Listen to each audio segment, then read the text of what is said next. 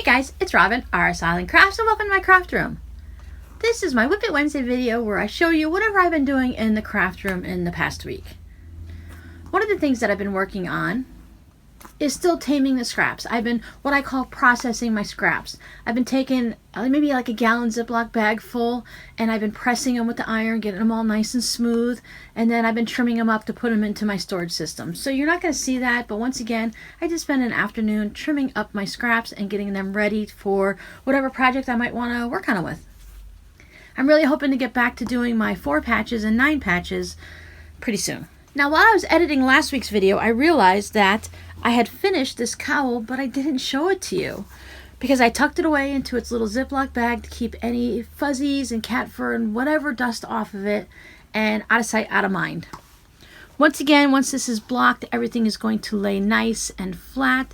It just happens to be the way it sits in my lap when I'm knitting it, or how the needles have it. It has the nice little, you see that little lace detail there? Just a couple little bit of holes in there, the little bit lace holes. Nothing too much, nothing too crazy, and it's still going to be nice and warm. And I think the way this waves down here will allow it to sit on the shoulders and stuff like that. It'll make it let it sit really nicely and have that nice detail. So that is finished. This will be flying its way to its owner as soon as I finish a couple more things for her. But till then, I'm going to tuck it away where it is nice and safe. There's the inside. You can kind of see the lace details a little bit better there, where nothing can get to it. Let's set this aside. Now, I do have another project that I can't show you. The quilt that I showed on Talk to Me Tuesday yesterday that I quilted it last week with the red thread, and then I had to excuse me, I had to pull all that thread out and requilt it. But I'm going to put up a picture here.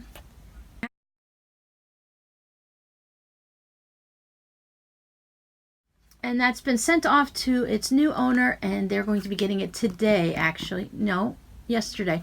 When you record your videos a day or two ahead of time, it kind of gets confusing. You're going to see this on Wednesday, and the owners got it for their baby on Tuesday, and I'm sure they're going to love it. I worked on a new style of dishcloth, not a new pattern, but more like a new yarn. Can you see how this yarn is not all soft and floofy? This is a scrubby yarn from Red Heart. Kind of has that nice scrubbing texture. It is still 100% cotton, so I'm going to go ahead and give this a try and block it out with the iron. I always put a piece of fabric on top, one of those cloths, whatever they call it, pressing cloth. I've had a couple requests to show how I do go ahead and block and press my dishcloth, so hopefully you'll be able to see that video this Friday, so keep an eye out for it. So I'll get that all blocked up. I will probably do this one off video though, just in case. I don't think it's going to melt because it's 100% cotton, but at the same time, who knows. It kind of gives you an idea here. You can see how this guy has all these little burrs and stuff sticking out of it? That's going to help you to go ahead and wash some of the stubborn gunk off of your plates. I'm not sure how well it'll work on pots and pans. Some people knit this right along with the regular cotton, but when I tried that, I found that that was just too thick and too cumbersome, and it's not good on the hands. Some people will knit this half with the regular washing cotton and then this half with the scrubby cotton, but I thought, well, I would probably want to just have a whole separate one myself and not have it half and half, because I'm either going to want to scrub or I'm going to want to wash. And if I only have this much to wash with, it's going to frustrate me. So I decided to just go ahead and make it completely. And that was a lot of rambling on for a simple dishcloth. I did cast on a new one. I did this one last night. When you first start pulling the yarn out, we call it yarn barf because it just so much just comes out. It's always a mess. But these colors are really fun. This is a sugar and cream. It is called Coral Seas Ombre. So that's really kind of cool. So it's going to go through these changes, the color changes like this. And I think that's going to come out. That really does remind me of maybe getting seashells at the ocean, off at the Gulf or something like that. So this is really nice. I'm going to tell you some more about this yarn. This yarn was actually sent to me as a gift, but I'm going to put that at the end of the video. And speaking of the end of the video, I'm going to throw a random tidbit in here because that's how I've been lately, a little bit random and scatterbrained. I get a few questions throughout the week. Robin, what can we do to help support your channel? You know, not everyone wants to do Patreon, or not everyone can afford to do Patreon, but they'd like to do something that is easy for them to do and really cost effective, if not free. So I have a free tip for you. One of the things you can do to help your favorite YouTubers out, including me if I'm your favorite, is to watch your videos from start all the way to finish. There's this algorithm with YouTube, and they feel that if you don't watch the video all the way, maybe you stop halfway through, then you probably left that video because you didn't like it. Now, it kind of hurts us crafters, because when you're starting to watch a video on how to do a project and you get it and you can go ahead and do it on your own, a lot of times you'll leave that video and you just go work on the project, right? You don't always watch it all the way to the end. Well, that actually hurts the channels. If you watch it from start to finish, or if you just let it run while you're going to get a snack or a drink or working on that project, turn the volume down if you don't want to listen to the person rambling on. Just let it run from start to finish. Then that tells YouTube that you like that video, and it helps with the algorithm. And what it does is YouTube will say, hey, all these people are watching it fully from beginning to end. This must be an awesome video. Let me suggest it to other people. When you get those suggested videos either on the side, like if you're made mostly like on a tablet or computer, and down at the bottom on the cell phone, those are suggested videos. And the majority of the channels here on YouTube, they're high traffic. Most people come to their channel based on those suggested videos. So if you're watching another knitting video or a quilting video or something about scraps, they're going to suggest other people and their other videos. So let's say you're watching the Fat Quarter Shop and you're watching some of their videos, and they happen to be doing something that is similar to something I've already made a video on. They might put my video off to the side or down below and say, hey, you like this video, you should go check out this girl. She's doing something very similar that you may enjoy. So that's something free you can do, is to watch a video from start to finish. Even a lot of times I will, like I said, I'll walk away and get a new drink, fill up my cup, and let the video just run. I wear headphones a lot, so I'll even just take the earplug out of my ear so I don't have to listen to the person if I don't want to, and just let that video play through. Okay, that's enough of my YouTube commentary commercial right now. So I'm going to be working on this one this week. I thought I would just go ahead and alternate between the regular cotton dishcloths and then the scrubby ones. These are a little bit harder on the hands to work with. It's a little bit harder to see where to put your needle and the stitches. I think it's a lot easier to knit it than to crochet it, because the stitches are on the needle. They're easier to find. I also picked up Robbie's socks, and apparently I put them away right in the middle of a row, but that is okay. I was down to here, and now I've made it up to there. I've been trying to pick these up a little bit each night, just to do just a couple rounds, because here we are in August already, and he needs these for Christmas. And, you know, he likes to have them. His feet get a little chilly, and they're really comfortable. So Mama wants to make sure. I usually give him 3 pairs, and this is the first sock of the first pair. So I need to start adding this into my rotation and buckle down. I might just take one day a week where the only thing I work on is his socks. And that way I'll be able to pump it out a lot faster. I think I've mentioned before that socks are strange for me, that as you're knitting them in the beginning, you're just at the little bit of the toe. It seems to take forever, but once you have some weight of the knitting that's hanging down off your needles, then it seems to be able to knit a lot faster. I'm not the only strange knitter that says that, so it's just, must have something to do with the ease of knitting with the weight of the project hanging down. I also picked up the newsprint cowl. And once again, if you check down in my Ravelry, I don't have pictures for any of these things, but I do start a new project page so that you can click through and see where you can purchase or get the pattern for free and what it's going to look like when it's finished. This is always in the middle of a round because it goes round and round. I've gotten much more on it this week than I normally do. This is another one of those when I'm just sitting down at night working on projects, so this has been pretty good. As I'm, you hear me say it all the time, this is almost like the size of a sweater. There's over 400 stitches on here, It takes a while on little tiny size 2 needles with thin thread yarn like this. It takes a while to get round and round and round. I haven't timed it yet to see how long it takes me to do a round. It's probably something I should do just to get an idea. But this is starting to hang down nicely now. This is that crazy one where you knit it this way, but you wear it this way. I mean, of course, you can wear it either way. A lot of knit projects like this tend to be reversible, so that's going to be fun. And now the last thing that I did work on is I pulled out the shawl, the Summer Rain. Let me show you a picture so you can remember. It's going to take a little bit to get any type of a length in this one. This is the one that has all the little raindrops as it's raining down, and then it's just regular knit up there.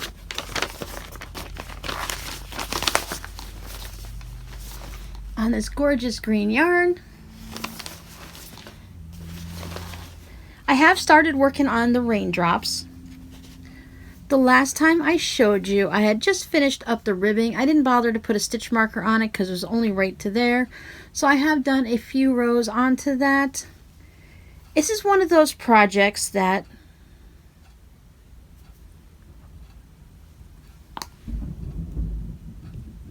okay, so when I recorded the Talk to Me Tuesday, it was storming. It is now storming again today. Today is actually Tuesday when I'm recording it. I recorded Tuesdays on Monday, blah, blah, blah. Anyway, you just saw a nice little power surge. I hear a lot of thunder out there, so we got another nasty storm coming through. I am not connected to anything. I'm recording on my phone, so as long as we still have some light, I'm going to keep talking. And I would love to send you guys some of this rain, but I huffed and I puffed, but Florida is so long, and I'm already down past the halfway mark. It just didn't go anywhere. Anyhow, this is one of those projects that, you ever have a project that every time you picked it up, someone interrupted you? Whether it was a child or a spouse, or the phone would ring, or I don't know, it was dinner time, the animals, whatever. Every time I picked this up and I tried to knit on it, there was always some type of interruption. And it's probably because of the time I choose to do it. I tend to do this after, into the early evening hours, after like 6 p.m. And I guess things at my house are just a little too rambunctious. So once again, I think I'm going to pick a day of the week and just work on this. I find it a little hard right now to not go in the craft room and touch fabric. I'm really geared towards that right now, to getting everything. I've almost got the craft room clean. Well, cleaner, because I don't know, craft rooms always seem to be a work in progress unless you have one of those really big large ones. I'm crammed into a little 10 by 10 room, so I have a lot of things going on, and that's fine. I love having everything close at hand. I just have to work through these scraps and get everything put away and figure out how my storage systems are going to work for me. I don't want to waste time or money just throwing things somewhere and then having to go out and repurchase something that's going to work for me. So I'm figuring out what works for me. And as I'm testing these systems out, then I'm just expanding them into something larger. And I'm really enjoying using the plastic shoe boxes that I pick up from the Dollar Tree. They're coming in all different colors. The new size, I'm actually enjoying the new size compared to the old one. The old one was a long, not as deep shoebox, and these tend to be rounder. They're not as long, but they're deeper. So they seem to fit on the shelf really nice. My shelf is adjustable, so I've had to adjust it to fit 3 instead of 2, but they seem to hold the scraps a lot better.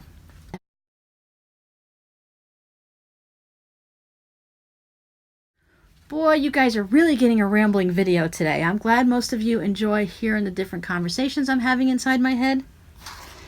But I'm going to decide, maybe I'll decide a day that I'm only going to work with the fabric and sew, and then I won't have to stop at a certain hour. Life is very fluid right now. I just kind of going with the flow and adjusting things as I go. And when the time comes, then I will go ahead and readjust my schedule all over again, and I will find something that works for me. But until now, I'm just picking up things as I feel the interest and working on them. Okay, that's it for the projects. Now I'm going to show you a few of the things that have been sent to me in the mail recently. You guys are awesome. I always appreciate when you send me special little gifts and stuff, and no one has to send anything, But when you do, I just want to make sure I thank you. I thank you in the comments or an email if I have your email. But if it's something I always say, if it's something handmade, then I'm going to show it here on my YouTube channel. I do get some scraps in the mail, some little bags of scraps, some large bags of scraps, and I always give a conversation to those people and thank them so much. But I don't feel that's something that I want to show all the time here.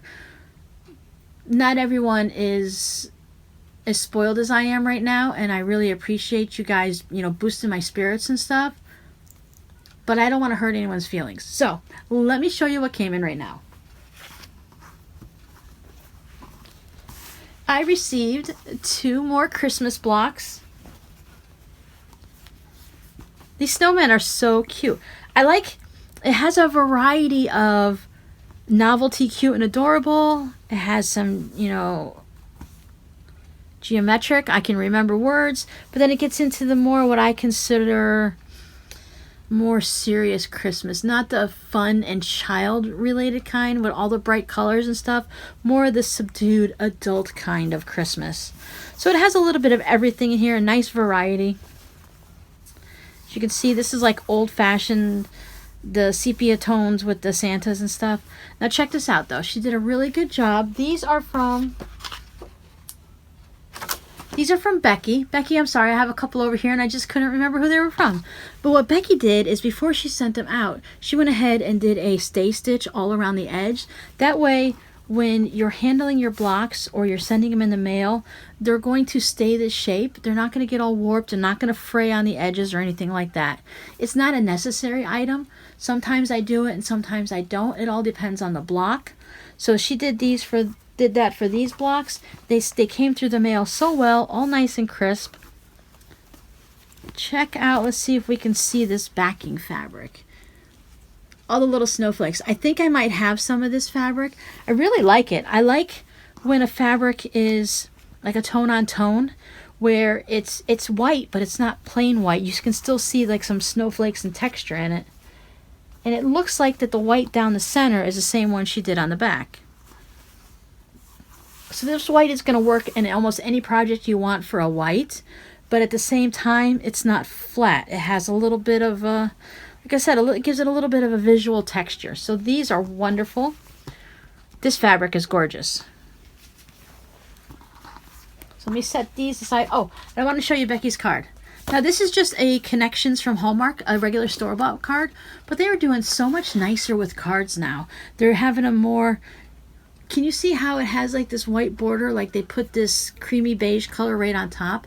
I think they're getting more into mass producing what looks like what regular crafters are making, handmade cards, because that's what this reminds me of a stamped handmade card, but it's been mass produced. And it's got sparkle. I never would have realized before, but I am definitely a sparkle girl now. Now keeping in with the Christmas squares that you guys are really awesome at helping me out finish off my Christmas quilt. I really appreciate it. This one has come from Sandy. Sandy also sent me some of her extra, more cute snowmen. You guys know I love the snowmen. And now these prints will work for just about any type of Christmas that you're looking for. See the nice sparkle on that one? Christmas tends to have more sparkle, I think, than other holidays of the year. So here's her snowmen. And once again, she has a tone on tone. This is white, and it's got like, they're not claw marks, but they're 4 hashes this way and hashes that way. She just used a plain muslin on the back. And then these are the different fabrics that she sent a little bit extra, so I can go ahead and make a second block to go with it if I want. So I thought that was really cute and really sweet. Oh, double a snowman. Yep, we both like snowmen, so that worked out really good. Thank you, Sandy. This is an awesome block.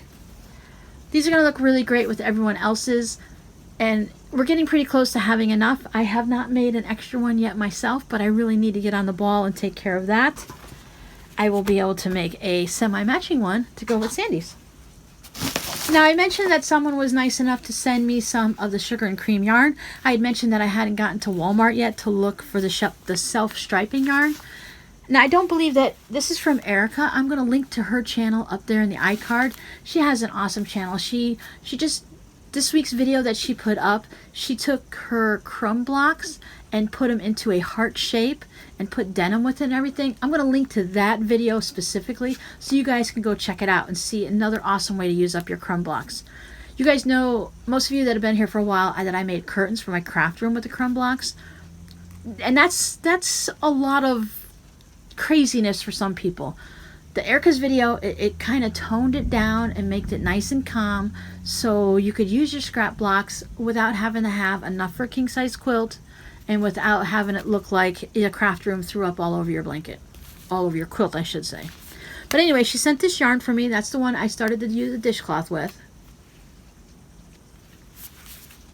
So this is really good because out of this I will get 2 dishcloths out of each ball. So from what she sent, I'll be able to make 4 dishcloths and probably a 5th one with the extra left over from each one, because I get like 2 and a bit. There's usually a little ball left over. So thank you so much, Erica. I really like this color. I have never seen it before, so this is great. Thank you.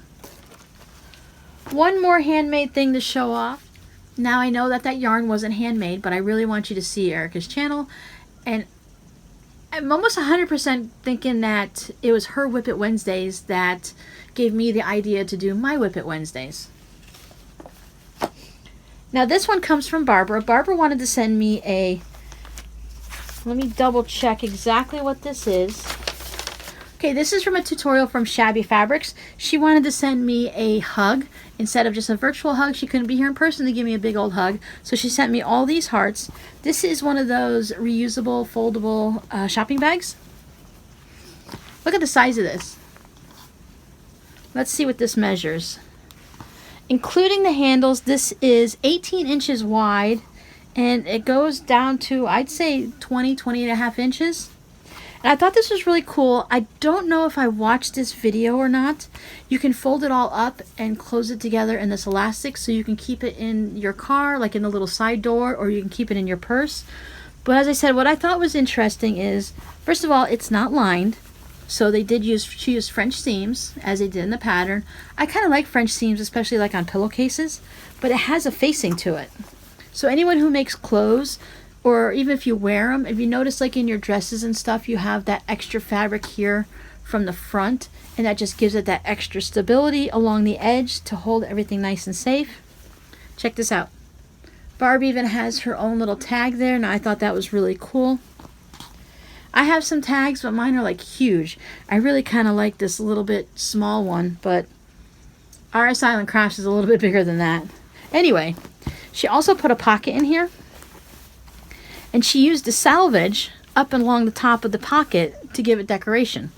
So there's 2 little sections here to put whatever else I want to. If I want to put a little bit, if I want to put my phone in there or something while I'm shopping, or my keys, or if I have a little small item that I purchased that I don't want to fall to the bottom of the bag.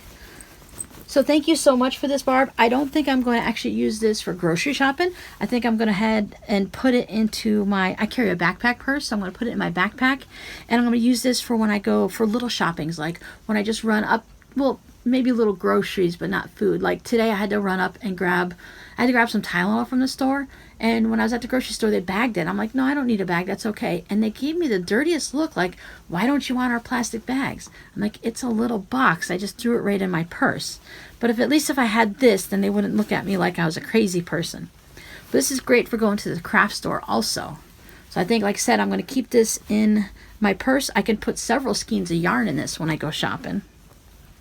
So it has this nice, it's kind of got that nice rounded shape to it. I really like it. So thank you so much. I will take my virtual hug with me, my physical hug with me everywhere I go, tuck it away in my purse, and I'll always have it.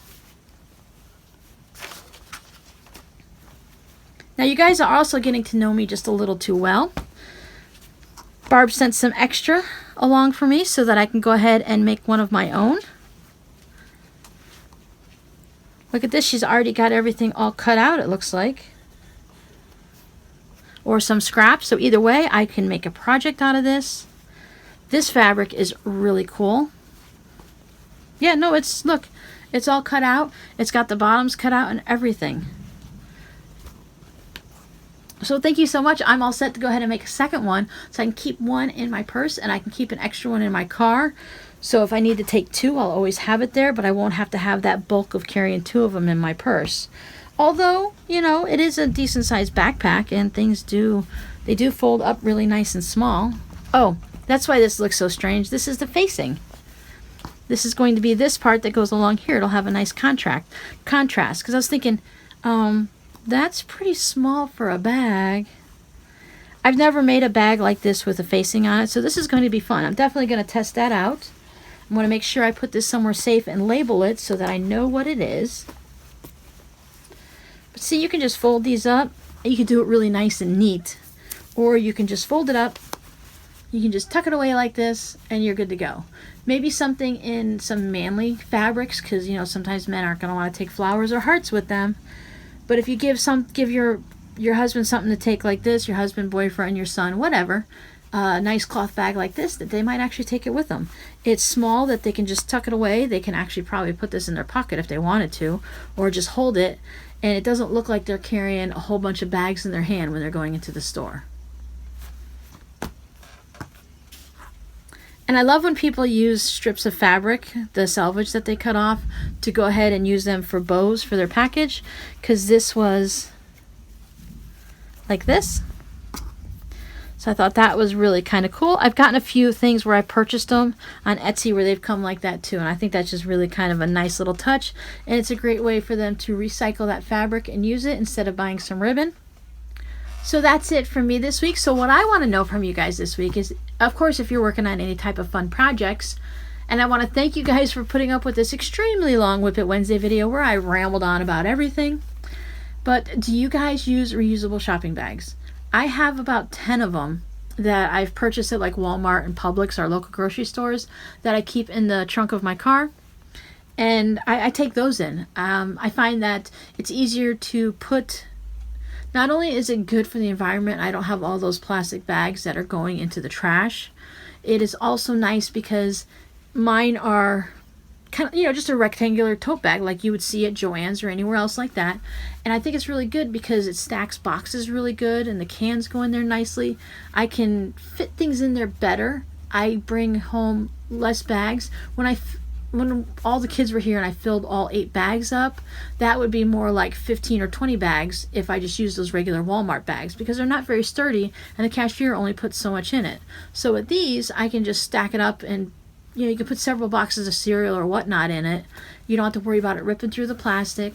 Now, probably once every month or so, I will go and just get the plastic bags, because I do like to use them around the house for other things. And if I'm purchasing some extra groceries, like say I got buy one get one free and I want to give my kids the free one, then I will save those up for them, and then I stick them in one of those plastic grocery bags and they can take them home, and they won't keep my reusable grocery bags, and I don't have to worry about them not coming back home.